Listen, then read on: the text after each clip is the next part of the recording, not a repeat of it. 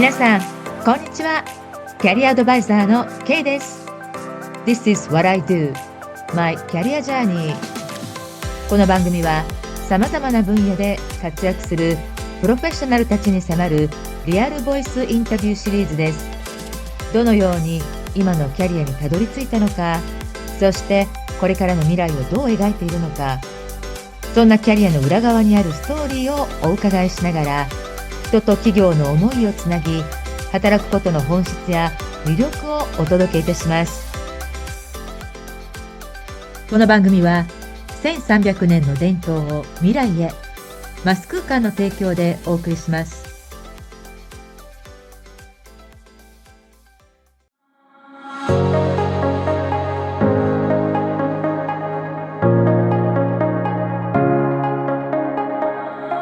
本日のゲストはキャンプケサムアットロングビーチステートユニバーシティよりコダイレクターを務めるバネッサさん、そしてアドバイザリーボードメンバーのシンディアさんをお迎えしています。キャンプケサムは親をがんで亡くした、もしくは親ががんで闘病中の子どもたちに向けて年間を通じて無償の支援を提供する大学生が主体となった全米規模の非営利団体です。年間を通じてプログラムを運営しており、メインとなるプログラムは夏に開催される6歳から18歳の子どもたちを対象とした1週間の宿泊型サマーキャンプです。バネッサさんは大学生としてコダイレクターを務めながらヘルスケアプロフェッショナルとしても活動されています。またシンディアさんは旦那様をがんで亡くされたご経験をきっかけにキャンプケサムと出会い、現在はアドバイザリーボードとして活動されています。そして2月は社会人経験もお持ちのお二人に前半後半の2部構成でコダイレクターとアドバイザリーボードそれぞれの視点からキャンプケサムの活動や学生リーダーたちについて語っていただきます。それでは早速前半からスタートいたします。So thank you for joining me today. I am honored to welcome two leaders from Camp Kesem at California State University, Long Beach. Vanessa, known at Kesem as Button, a co-director, and Cynthia, known at Kesem as Biscuit, a member of the advisory board. So to begin, could you please introduce yourself, your current professional or role, and how you're involved with Camp Kesem and your role today? Hi, like you said, my name is Vanessa, but in Kesem I go by Buttons. I currently am in my 4th year at Cal State Long Beach. I'm about to graduate this semester, but I also have been a pharmacy technician for about a year and a half or so. Yeah. Thank you. And Cynthia? Yes, my name is Cynthia Gonzalez, but at Kesem they know me as Biscuit. I am a patient care assistant in labor and delivery for a hospital in Long Beach. I've been there for about 14 years, and I am part of the advisory board, currently a camper's parents for Kesem. Thank you for the introduction. So now I'd love to back to the beginning, how you first connected with Camp Kesem. So for Vanessa, how did you first learn about Camp Kesem and what motivated you, especially with a healthcare background, to get involved? Well, I first heard about Kesem through my cousin, who at the time was one of the co-directors. She was known in Kesem as Ivory. So she told me about it one summer. She said to do the summer camp and get involved, and I thought it was a good idea because I was working, so I didn't really have enough time to do anything else, and it was during the summer when you're not in school, so I thought it was a perfect opportunity. And then also we kind of are following the same background. She wants to be a doctor and I wanted to be a PA. So I thought it'd be good experience to work with kids and see if that's an age group that I want to work with professionally in the future. I went to the summer camp and I had so much fun there. I really got to experience what Kesem was really about, and then I just never left since then. Oh, so when did you start? That was 3 years ago. 3 years ago. So start as a the counselor? Yeah, I started as a counselor, Mhm. and then that fall, my first position in Kesem was in court board as treasurer. Okay, so this year your third year and became director. Yeah, so my first year I was treasurer. My second year I was a part of the operations team, Mhm. and then this is currently my third year as co-director.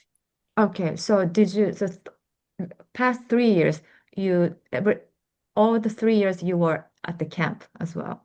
Yeah, so yeah, Oh, I okay. went to the camp, and then I was also part of court board. So how did you feel about becoming like a co-director? It was a lot of work, but it Mhm. pays off when you go to camp or at least see pictures from it or like experience it in some way or form. Even if you don't go to camp, maybe you might go to like a friends and family day and get to like know the people there, like the parents, the kids, like the other volunteers that are also involved, and you get to hear like their side of the story, and just like how Kesem impacts their life. So yeah, it's motivating to continue Mhm. to do it once you see Okay. it in front of you. Yeah. Yeah, thank you. So how about Cynthia, if you're comfortable sharing, how did you first encounter Camp Kesem and what led you to step into a supporting role? I first heard of Camp Kesem in about 2023. Mhm. Um, my husband was diagnosed with esophageal gastric cancer and passed away in April of 2023. At the time, I had been talking to Mr. Alvarez, and he had mentioned it, but of course, as a parent and as a you hold on to hope, that your loved one is going to pull through. And to be honest with you, it was really hard for me Mhm. to go to one of the camps or one of the like the friends and family day at the time because we were still holding on to hope that he would pull through. So in 2024, Mr. Alvarez reached out to me. Mr. Alvarez had been involved with Kesem for about like 7 or 8 years at the time, and he had experienced, a lot of really good things about it. So he kept mentioning it to me. And so I decided, to take my daughters to the Friends and Family Day I think it was in the spring at that time. And I loved it so much. The camp counselors were really great with the girls at the Friends and Family Day that we chose to go to the camp that Mhm. summer. Um, what led me to get involved with the advisory board was Camp Kesem stands for everything my husband believed in, which was for my children to have a good childhood, even if he was gone. So they have been amazing with them, and the girls have been able to really get out of their shell and just be able to talk about their grief, with people that have gone through similar experiences as them. So Okay, so when did you start becoming advisory board? actually, the not too long after their first camp, Mhm. I was asked by at that time was the director and co-director of the Kesem to be if I wanted to be part of the advisory board because I was already doing everything that they were, that they would ask from somebody from an advisory board position, which was helping raise money, getting the word out, trying to reach out to the community and letting them know how amazing this program was. So, I mean, it just went naturally for me. It was Mhm. everything that I was already doing. So it didn't seem like it would be a lot of work. And when you believe in something so much, Mhm. it just feels right. Okay, so officially, is this your first year as advisory board, but you have done already since 2024, something like that? I started in 2024, like that, Okay. right after the summer of 2024. So Okay, so this year is going to be your second year.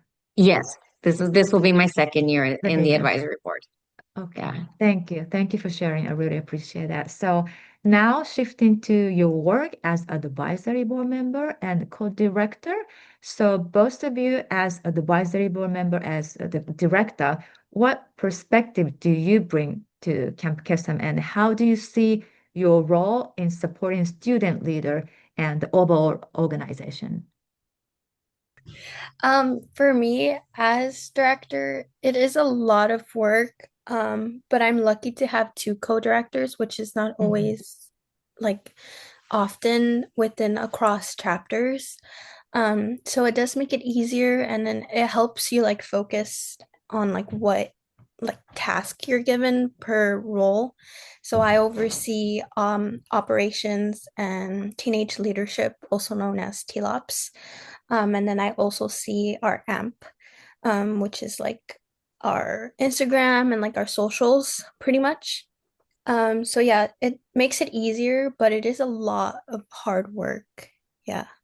I think once you get to understand how much work it goes into it, like behind the scenes, even like every role that you reach, right? Like as treasure, you get to see pretty much like surface level.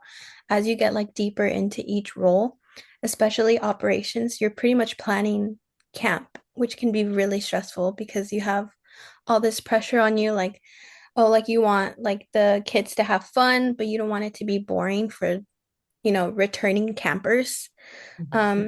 But you also want it to be like fun and exciting, and you want to involve everybody.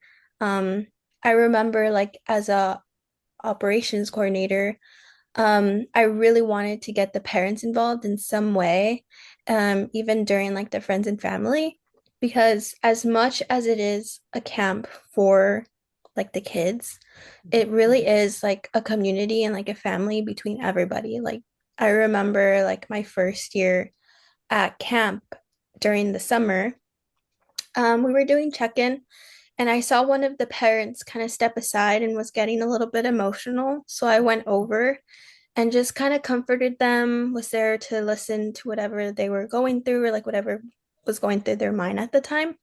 And I feel like that made me really realize that the camp is also for the parents in a way. So I feel like once you get to understand that and once you experience more things, then it really like motivates you. And like, yeah, it is hard work, but I'm more than happy to do whatever it takes to continue to create those experiences. Thank you. So how did you decide to become a co-director? Because do you raise your hand or somebody else to come to you Yeah, offer you? every year, past co-directors, they send out the announcement, or they just like tell the cord board members, like, okay, well, like applications are open. If you're interested, fill out the application. If you have any questions, you can ask us. You can ask past co-directors. We always kind of keep in contact with one another, even if you've already left Kesem.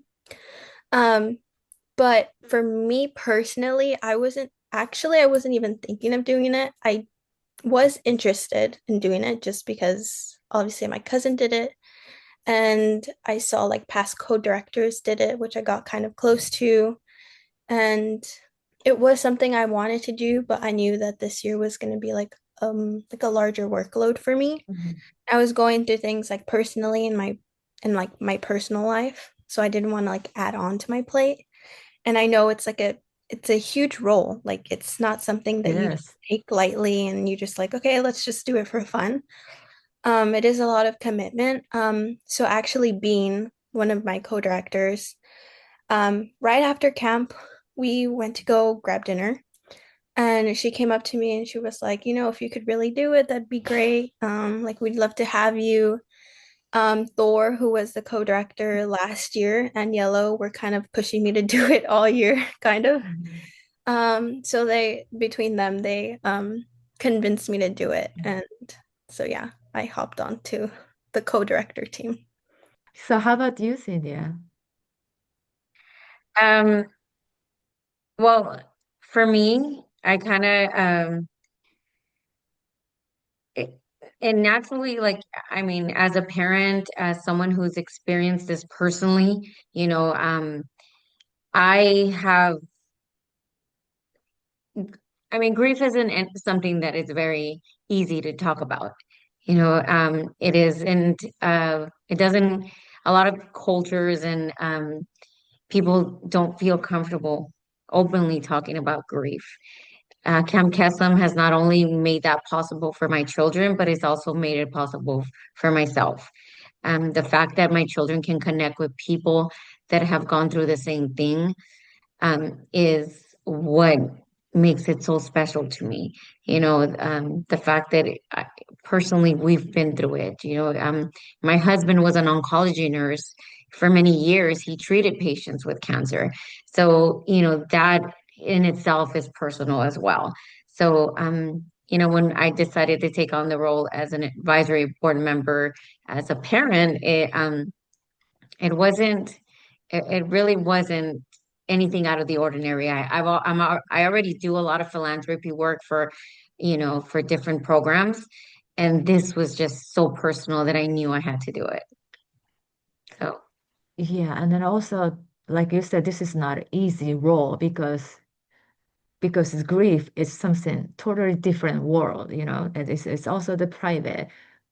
Probably usually people don't face it. So how do you manage? Because sometimes probably of course all the memories come back, but you're here standing up and then talk about, and then it just brings a lot of people's encouragement and hope and the lights. So how do you manage? Well, for me, faith is very important.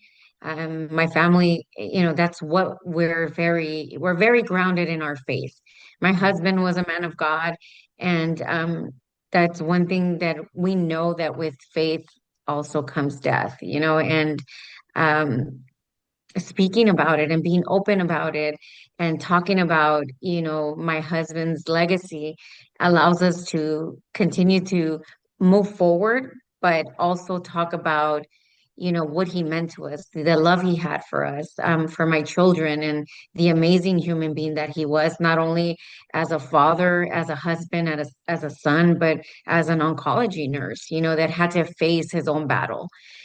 So, um, it doesn't grief for me, talking about my grief is is a way that I get through it. It's a way of carrying his legacy, forward again. So Thank you. it's Ooh, it's just already emotional. Thank you. Thank you I for know sharing. it can be very difficult, but I think that being open with grief, Mhm, it just helps you heal a mhm, lot more, and you're never gonna really forget. You're never gonna really leave them behind.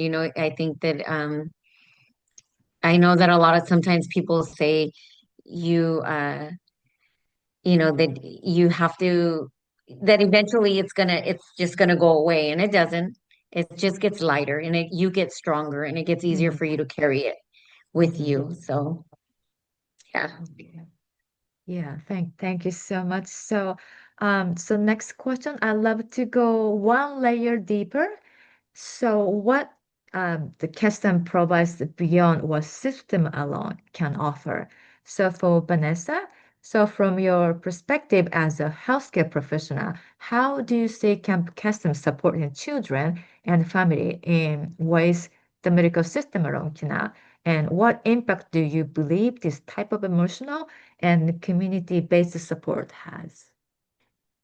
Um, I definitely think that Kesem provides, I would say, like a different kind of support towards the family members and those who are affected, obviously, by the situations that they're going through. Um, Before I was a pharmacy technician, I worked as a medical assistant in a dermatology office. We used to do Mohs surgery, so it's like for skin cancer patients. So you would come in, you see it and be in the room while the doctor is explaining to them, like, this is happening, and Mhm, it's very real. And yes, obviously the doctor and the team there provides them support medically, but it's not in a way you could say sort of personal, where like in Kesem, you really get to like build connections and get to know the families personally. And you get to like see friendships form because of you. Maybe you might find a camper who's interested in, an activity or something that they're doing. and then you see another camper on the other side of camp, and you're like, let's connect these two campers together, and they form a friendship and a bond, and then they continue that friendship outside of Kesem, and then their families get closer together. So I feel like that, in a sense, it's a little bit more powerful to see because you're creating bonds over like similar situations. So yeah, it is like very emotional and very like it's a lot to take in sometimes when, obviously I can't relate personally like you guys can, but I, in a sense, can understand a little bit to an extent to like what's going on and at least do what I can to like help support them in a way that you can't professionally. Like, yeah. So this story is very different point of view to me because I know only about from the student direction and also my direction, but you as a healthcare professional, you see the real, but the Camp Kesem sounds like taking care for more like the after happening. So the taking off for the children to make it the journeys start taking off. That's kind of like a support, not like hospital don't do it. And then I think sounds like you're more like consulting to connection matching with the kids each other. So this is very different. I think it's also the skill that you have and then that you need. Because not like you said, not only for fun with the kids, you have a responsibility. You have to see bigger picture and a different point of view, and then connecting and then try, to give them to taking off for their new journey. Yeah, that's something that I always like took like a big takeaway was for me. Just going through the motions of like camp and all of that. And that is like one of our main goals is to create foundations for your campers and help them build that support system that they need because it's tough and sometimes they're really young and they don't really understand what's going on and I know. sometimes they don't even know that that's what you're doing. They just think, oh, this just happened and that's perfect. Like that's what we want. Yeah, like it's really makes sense because they don't know what's going on, but they feel something going on. Yeah, exactly. Yeah, yeah. And that's the magic in Kesem, you could say. Yeah. Yeah, so this is like I never heard from the other director's point of Oh, view, to be really? honest. This is very new and it just makes it makes me tears. Yeah. Yeah, it's And then special. so Yeah. yeah, how about you, Cynthia? So for you, Cynthia, from your lived experience, how do you view Camp Kesem's role for children and families affected by a parent's cancer? And what do you think this organization mean to children and families in similar situations? Well, I definitely think that Kesem is the family you never knew you needed through this journey. It is for my children in their first year of going to camp, it helped them open up. It helped them talk about their grief more. It made them comfortable with other people that were going through it. And uh, I mentioned before to the girls, and I try to tell the camp counselors all the time that they're the beacons of hope. They're the ones that are special. They're the ones that make all of this possible for our children. My children came back from the first year of camp and they couldn't stop talking about it. All the friends they made, how amazing the camp counselors were with them, all the games they played, and how they were able to just be children, in a world that has fallen apart for them, and I get a little emotional because when I think about it, your children's life falls apart when they lose a parent. And the fact that they can help put it back together pieces at a time is amazing. Um, these kids come back with those experiences they help them become whole adults, as they're growing up because of these experiences that they're giving them. So, um, when I drop off my children, it is a bittersweet drop off because you're looking at everyone and everyone is there for the same reason, whether they have a parent fighting, a parent who has passed away, or a parent who has went into recovery. They're all there for the same reason. And you can't help but to get emotional. But then when you pick them up and you see their beautiful faces and so happy, and you can't wait to hear everything they have to tell you that they did and the fun they had, and just being able to reconnect every single year for a few days, not only with the camp counselors, but with the friends they left behind, and Vanessa is right. They build these connections and they keep in touch after work, after they leave the camp. My older daughter has a group chat with some of the girls she camps with and when she rooms with, and they're always sending each other different things, and they catch up with each other until they see each other again at, one of the friends and family days or the camp during the summer.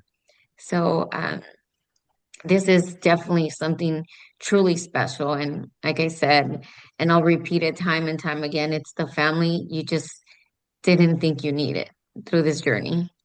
Yeah, 100%, 100% I agree with you. Yeah, Yeah. thank you. Thank you.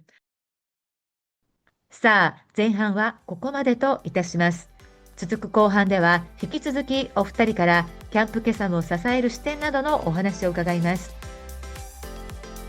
この番組は日本の美と技を未来へつなぐマス空間の提供でお届けしました。さあ、いかがでしたでしょうか。本日のキャリアストーリーから働くことの意味や自分らしく生きるヒントが見つかれば嬉しいです。This is what I do, my career journey では今後も多彩なキャリアストーリーを通じて人と企業の魅力をお届けしていきます。番組へのご感想やお問い合わせはキャリアブレインの公式ホームページからお気軽にご連絡ください。